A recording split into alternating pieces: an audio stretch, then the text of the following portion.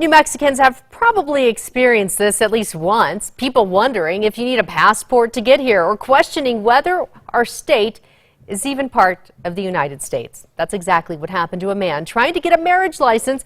And as News 13's Rachel Knapp explains, he is not alone. Jessica, New Mexicans I spoke with say it's an ongoing battle with people who get confused about our state being a state. So I asked people around town if they've experienced this too. It's something many New Mexicans say they've experienced. People unaware that our state is one of the 50. All my friends and family in California turn around and ask me, "You're in Mexico?" "No, I'm in New Mexico. It's part of the United States." When they asked where we were from, we said New Mexico, and they're like, "Mexico?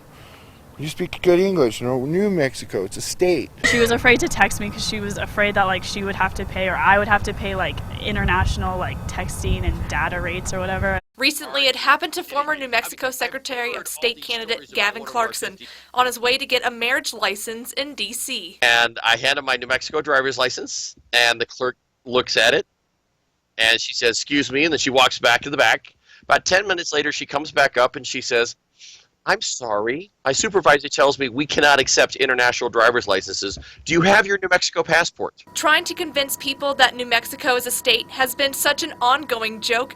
New Mexico Magazine has its own feature called Missing New Mexico Statehood, where New Mexicans share their own experiences. And a group made a parody video about this ongoing struggle. Ah, you're from New Mexico. So that's a part of Mexico, right?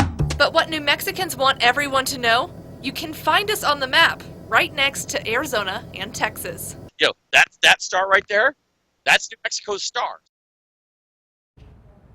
Clarkson says the marriage license ordeal ended after 20 minutes. He says he was eventually able to get the license and marry the woman of his dreams. Jessica.